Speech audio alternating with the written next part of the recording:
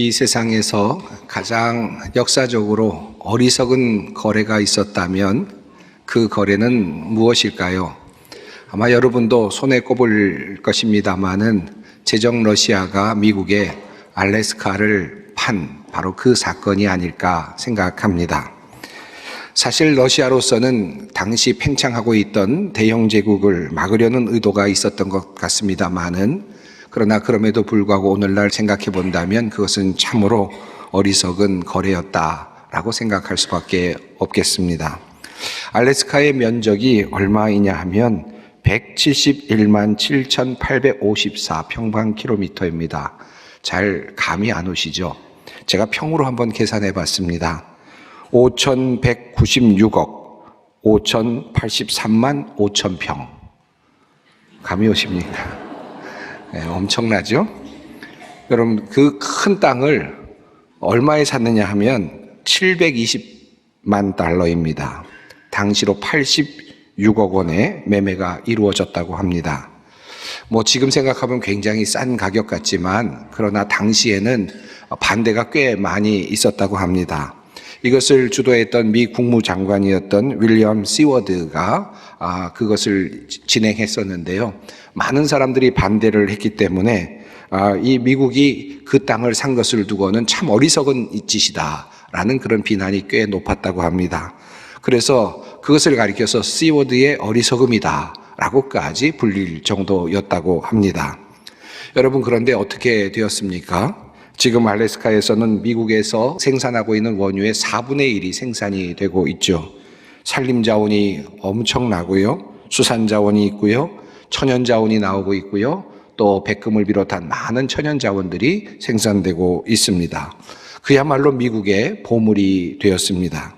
1959년 49번째로 미 합중국에 주로 편입이 되었고, 그리고 현재는 미국 영토의 5분의 1을 차지하는 20%를 차지하는 큰 땅이 되었습니다. 당시에 미국이 그리고 시워드가 어리석다라고 했었지만 지금 생각해 보면 러시아가 어리석었다라는 생각을 하지 않을 수 없습니다. 또 다른 어리석음과 관련된 거래를 꼽는다면 인디언들이 맨하탄이라고 하는 큰 섬을 팔아넘긴 것이라 할 수 있을 것 같습니다. 1626년에 네덜란드 식민지 개척자들이 인디언들로부터 맨하탄을 사들입니다. 그런데 그때 지불한 것은 돈이 아니었습니다. 그저 물품들이었는데 무엇이었느냐 하면 한 수레 정도 분량의 가죽이었고요. 그리고 냄비가 있었고요. 그리고 럼주가 있었다고 합니다.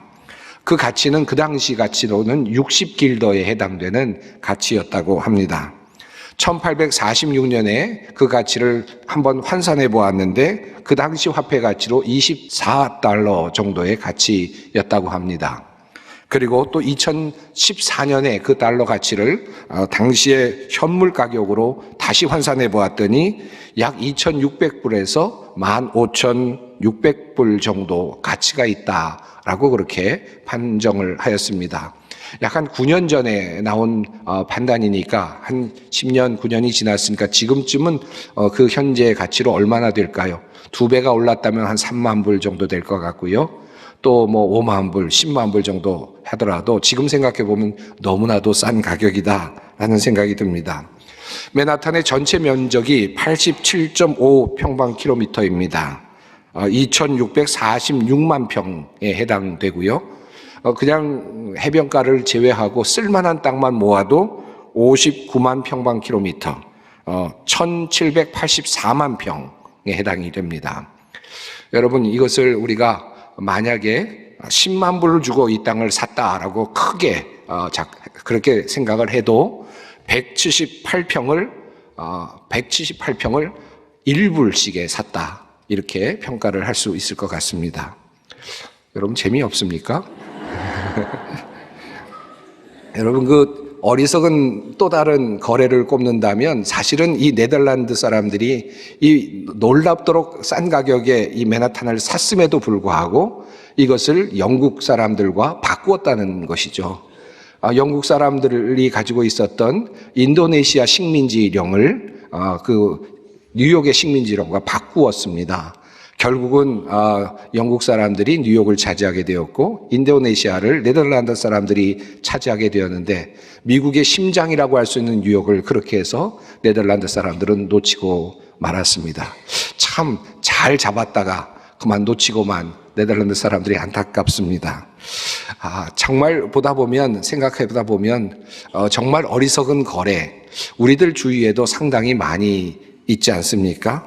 아마 이런 이야기를 하다 보면 여러분 이런 생각을 하실지도 모르겠습니다.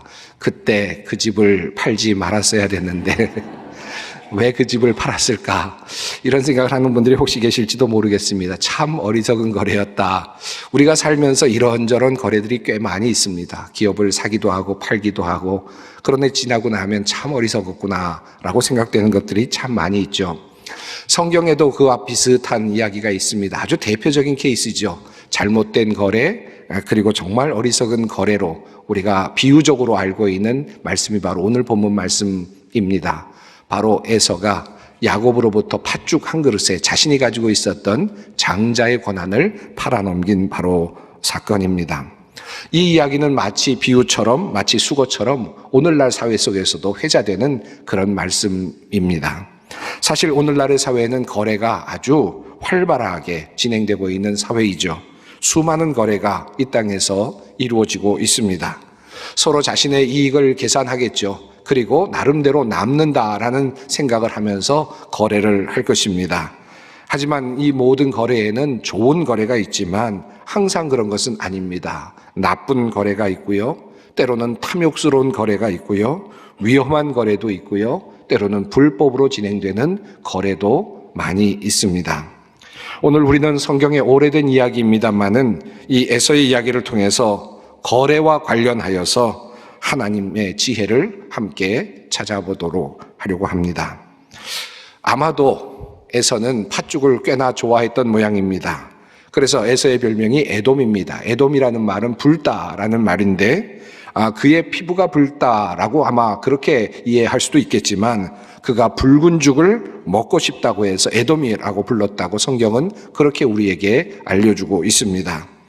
야곱은 이 사실을 아마도 알고 있었을 것 같습니다. 그래서 에서가 사냥을 갔다가 돌아올 때 팥죽을 지금 만들고 있었던 것 같습니다. 야곱이 팥죽을 쓰고 있는 모습을 보면서 에서는 돌아오면서 이렇게 야곱에게 말합니다. 그 붉은 죽을 좀 빨리 먹자. 배가 고파 죽겠다라고 그렇게 이야기를 하죠. 그때 야곱은 그 시간을, 그 기회를 놓칠세라 이렇게 대답을 합니다. 형은 먼저 형이 가진 맏아들의 권리를 나에게 파시오. 어린아이들의 장난 같은데 사실은 이루어질 수 없는 거래죠. 어떻게 맏아들의 권한을 팔 수 있겠습니까? 그런데도 이렇게 말하면서 장자권을 쉽게 넘깁니다. 이것 봐라, 나는 지금 죽을 지경이다. 지금 나에게 맏아들의 권리가 뭐 그리 대단한 거냐라고 말하면서 넘기게 되죠. 성경은 후에 이 일을 두고 이렇게 말합니다. 에서가 장자의 명분을 가볍게 여김이었더라. 이것 때문에 결국 에서는 맏아들로 태어났음에도 불구하고 야곱에게 자신이 받아야 할 그 모든 복을 그만 빼앗기게 되었습니다. 도대체 무엇을 잘못한 것일까요? 먼저 에서의 이 표현을 좀 더 깊이 살펴볼 필요가 있습니다. 이것 봐라, 나는 지금 죽을 지경이다.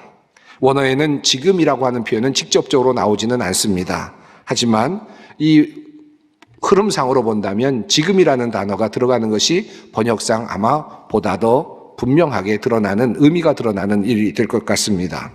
자, 지금 내가 죽는다면 나의 미래가 없는데 나에게 가지고 있는 그 미래의 장자권이 무슨 소용이 있겠느냐라고 하는 그런 내용이죠. 자, 여기서 중요한 두 가지 관점이 대두됩니다. 하나는 지금이라고 하는 그 관점이고 현재이고, 그리고 또 하나는 죽게 되었다라고 하는 표현입니다. 죽을 지경이다라는 말이 흥미롭습니다. 물론 과장법으로 그저 이해할 수도 있겠습니다만은 이 표현 안에 한 가지 매우 중요한 단서가 들어 있습니다. 에서는 지금 자신의 배고픔이라는 현실을 너무나 크게 생각하고 있습니다. 내가 지금 배가 고파서 죽을 것 같다. 죽을 지경이다 라고 그렇게 이야기를 하고 있습니다. 종종 공부를 못하는 아이들, 그리고 엄마와 아빠들 사이에 이런 대화들이 오고 가지요. 아이가 계속해서 공부를 안 하고 그저 이런저런 일을 하는 것을 보다 못한 어머니가 자, 이제 좀 공부해야 되지 않겠니? 이제 많이 놀았으니 공부 좀 해야지 라고 이야기를 하죠. 그때 이 아이가 이렇게 대답합니다. 배고파 죽겠어 라고 이야기를 하죠. 간식을 해주고 또다시 먹을 것을 챙겨준 다음에 그리고는 아이에게 이야기합니다. 자, 이제는 좀 공부해야 되지 않겠니? 아이 피곤해 죽겠어 라고 이야기합니다. 그리고는 또다시 힘들어 죽겠어 라고 이야기하죠. 엄마 아빠의 눈에는 아이가 빈둥빈둥 노는 것 같은데 아이는 계속해서 무엇 때문에 죽겠다, 무엇 때문에 죽겠다 계속해서 이야기를 합니다. 공부 못하는 아이들의 전형적인 예이죠. 어떻게 하느냐고요? 다 아는 방법이 있습니다. 오늘은 청년주일이기도 하니까 오늘은 우리 청년들을 향해서 하나님의 말씀을 특별하게 전하고 싶은 마음이 있습니다. 우리 청년들에게 드리고 싶은 것이 이것입니다. 살다 보면 현실의 문제가 꽤 커 보일 때가 많이 있습니다. 그러다 보면 정말 죽을 것 같은 느낌이 들 때도 꽤 있습니다. 더 이상 희망이 없다라고 생각이 드는 그런 단계에 접어들 때도 상당히 많이 있습니다. 요즘 젊은 세대들 중에 절망하고 좌절하는 사람들이 참으로 많이 있는 것 같습니다. 지금이라는 현실 참 안 좋아요. 정말 어떻게 할지 모르겠습니다. 더 이상 어떻게 뻗어나가야 될지도 모르겠습니다. 이래도 희망이 없는 것 같고 저래도 희망이 없는 것 같습니다. 마치 죄오는 어떤 것과 같아서 꼼짝달싹 할 수 없는 것 같이 느껴지기도 합니다. 상황이 참 어렵습니다. 그런데 그럼에도 불구하고 사실은 아직은 그는 죽진 않았습니다. 미래가 있죠. 아직 미래는 오지 않았습니다. 그리고 그 미래가 어떻게 다가올지 사실은 아무도 알지 못합니다. 정말 그렇습니다. 아마도 우리 젊은이들 중에도 그런 생각을 하는 사람들이 참 많이 있을 거라고 생각합니다. 다 막혔다, 끝났다, 막장이다 라고 생각하는 순간이 있을 수 있죠. 그러나 우리는 자칫 그러할 때에 하나님의 뜻을 놓칠 수가 있고 그리고 또한 실수할 수가 있습니다. 아직 막장이 아닙니다. 그래도 그저 조금 배가 고플 뿐입니다. 죽을 상황이 아닙니다. 정신을 차리면 됩니다. 그래야 미래를 나의 것으로 만들 수 있습니다. 사랑하는 우리 청년들, 특별히 청년들에게 말씀드리고 싶고 또 어려움 속에서 힘들어하는 분들에게 꼭 말씀드리고 싶습니다. 아직 내가 살아있다는 것, 아직도 나에게 미래가 있다는 것, 이것이 중요합니다. 내가 죽게 되었다, 배고파서 죽게 되었다, 이래서 죽게 되었다, 저래서 죽게 되었다, 우리가 그렇게 불평할 것이 아니라 나에게 아직도 미래가 있다라는 마음으로 인생을 살아갈 필요가 있습니다. 다음으로에서는 일시적인 문제를 해결하기 위해서 영구적인 가치를 내어주었습니다. 그가 팥죽 한 그릇을 먹었습니다. 그가 얻은 이익이 무엇일까요? 한 6시간 정도 배고픔을 면하는 그런 일이었을 것입니다. 그리고 그는 다시 배가 고팠겠죠. 그 허기를 채우기 위해서 노력했어야 했을 것입니다. 그러나 마다들의 권리는 어떠한 권리였습니까? 그것은 에서가 태어날 때부터 죽는 날까지, 아니 죽어서도 대대로 이어지는 복이요 권리였습니다. 한 번 먹는 것과는 비교할 수 없는 권리를 그는 놓치고 만 것입니다. 잠깐의 허기를 채우기 위해서 너무나도 귀한 것, 일시적인 것을 채우기 위해서 영구한 것을 그만 놓치고 말았습니다. 최근 마약에 손을 대서 젊은이들이 순간의 쾌락, 순간의 기쁨에 빠져들어가고 있어서 참 많은 사회 문제가 일어나고 있습니다. 너무나 짧은 시간 자신을 기쁘게 해주는 것, 그것에 모든 것을 걸지요. 그렇게 함으로써 자신의 몸이 망가지고 자신의 마음이 망가지고 영혼이 망가지고 있다는 사실을 알고 있으면서도 그곳에서 빠져나오지 못합니다. 일시적인 쾌락에 몸을 담고 그리고 자신이 망가져가는 모습을 그저 보고만 있는 참으로 미련한 인생을 살아가는 젊은이들이 상당히 많이 있습니다. 그것에서부터 빠져나와야만 합니다. 여전히 우리 주위에 어리석은 인생거리를 하는 사람들이 참 많습니다. 영혼을 내주고 활락을 사는 사람들이 꽤나 많이 있습니다. 현대판 에서라고 할 수 있겠습니다. 어리석은 거래가 지금도 여기저기서 일어나고 있습니다. 에서가 얻고자 했던 것은 생리적이고 말초적인 욕망의 해결이었습니다. 후에 히브리서 기자는 바로 이 사건을 말하면서 에서의 이러한 실수를 음행과 연결하여 이렇게 표현하고 있습니다. 음행하는 자와 혹 한 그릇 음식을 위하여 장자의 명분을 판 에서와 같이 망령된 자가 없도록 살피라. 너희가 아는 바와 같이 그가 그 후에 축복을 이어받으려고 눈물을 흘리며 구하되 버린 바가 되어 회개할 기회를 얻지 못하였느니라. 얼마나 많은 사람들이 성적인 문제의 실패로 어려움을 당하고 있습니까? 순간의 쾌락, 기쁨을 얻으려고 합니다. 그러나 그러다가 너무나도 큰 것을 잃어버리는 것을 우리는 종종 보고 있습니다. 우리 젊은이들은 그런 실수하지 않았으면 좋겠습니다. 우리 예수님께서도 이와 비슷한 거래를 하신 적이 있습니다. 그러나 그분의 거래는 에서와는 사뭇 달랐습니다. 예수님께서는 40일간 금식하신 후에 사탄에게 이끌리셨습니다. 그리고 사탄은 예수님께 이렇게 거래의 조건을 제시하였습니다. 돌로 떡이 되게 하여라. 배가 고파 죽겠지 라는 말이 숨겨져 있겠죠. 얼마나 배가 고프니 라는 말이 숨겨져 있겠죠. 40일간 굶었으니 얼마나 힘이 들어 라는 표현도 있겠죠. 그러니 너를 위하여 떡을 만들어 먹어라 라고 하는 그런 말이었습니다. 너의 생리적인 욕구를 채우라 라는 말이었고 지금의 문제를 해결하라 라고 하는 말이었습니다. 그러나 주님은 어떻게 하셨습니까? 그 거래를 단호히 거부하셨습니다. 그분은 자신의 그 생리적인 만족을 위해서 그의 하나님의 아들됨이라고 하는 본래적 자신의 가치, 자신의 정체성을 잃어버리지 않았습니다. 그 정체성을 팔지 않았습니다. 또 사탄은 예수님을 산으로 데리고 가서 나에게 절하면 이 세상의 영광을 모두 주겠다라고 하였습니다.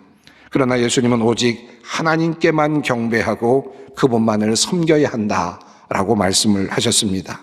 사탄에게 절을 하면 이 세상에서 영광스럽게 살 수 있겠죠. 그러나 그것은 주님께서 보시기에는 일시적인 영광이라는 사실을 아셨습니다.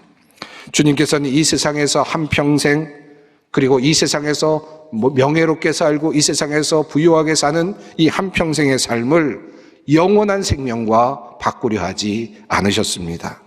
일시적인 것을, 지금의 영광과 만족을 위해 영원한 가치를 팔지 않고자 하셨습니다. 이러한 예수님의 모습 속에서 우리가 나가야 할 방향과 희망을 발견하게 됩니다. 예수님은 어떻게 해서 이런 유혹을 이기셨을까요? 예수님께서는 어떻게 그렇게도 40일 동안 굶으셨음에도 불구하고 그렇게 단호하게 돌로 떡이 되게 하라는 사탄의 그 말에 흔들리지 않으셨을까요? 무엇이었습니까? 그것은 바로 예수님이 자기 자신이 누구이신가를 분명하게 알고 계셨기 때문입니다. 나는 누구인가? 나는 하나님의 아들이다. 나는 바로 천지를 창조한 하나님과 함께 있었던 존재이고 이 땅에 내려와서 인간을 위하여 성육하여 그들의 죄를 사하기 위하여 이 땅에 온 그런 존재이다. 이 사실을 한 번도 잊지 않으셨습니다. 그렇기 때문에 주님께서는 이와 같은 유혹 속에서도 흔들림이 없으셨습니다. 우리가 하찮은 것에 매이지 않고 일시적인 것에 연연하지 않고 생리적인 것에 말초적인 쾌락에 넘어가지 않고 그렇게 온전하게 살아갈 수 있는 비결이 있다면 그것은 바로 내가 누구인지를 분명하게 깨닫는 데 있습니다. 예수님께서 자기 자신의 정체성을 분명히 하셨던 것처럼 말입니다. 내가 누구인가? 이것을 분명하게 아는 것이 중요합니다. 예수님께서 바로 40일 동안 굶으시고도 극복하실 수 있었던 사탄의 유혹을 극복하실 수 있었던 이유가 바로 예수님이 누구이신가를 아셨던 것이죠. 도대체 그렇다면 우리는 누구입니까? 나는 누구입니까? 여러분은 누구입니까? 하나님께서 나를 구하기 위해서 자신의 귀한 아들을 이 땅에 보내주신 존재입니다. 나 같은 사람을 살리시기 위해서 주님께서 이 땅에 오셨습니다. 나 같은 사람 사랑하셔서 주님께서 이 땅에 오셔서 십자가에 달려 죽으셨습니다. 이것이 바로 나의 정체성입니다. 그러므로 갈라디아서 2장은 이렇게 우리에게 말씀합니다. 내가 그리스도와 함께 십자가에 못 박혔나니 그런즉 이제는 내가 사는 것이 아니요 오직 내 안에 그리스도께서 사시는 것이라. 이제 내가 육체 가운데 사는 것은 나를 사랑하사 나를 위하여 자기 자신을 버리신 하나님의 아들을 믿는 믿음 안에서 사는 것이라. 내가 누구입니까? 하나님께서 정말 사랑하시는 존재입니다. 내가 누구입니까? 하나님께서 저를 사랑하셔서 당신의 아들까지 내어놓으신 바로 그런 소중한 존재입니다. 마약을 해야 되겠습니까? 성적인 타락을 해야 되겠습니까? 그저 조그마한 것에 배고픔에 못 이겨서 그저 조그마한 죄를 지어서 나의 자신을 몰락으로 타락으로 만들어 가겠습니까? 내가 누구입니까? 마지막으로 주님의 말씀을 읽어드리고자 합니다. 너의 하나님 여호와가 너의 가운데에 계시니 그는 구원을 베푸실 전능자이시라. 그가 너로 말미암아 기쁨을 이기지 못하시며 너를 잠잠히 사랑하시며 너로 말미암아 즐거이 부르며 기뻐하시리라. 이것이 나입니다.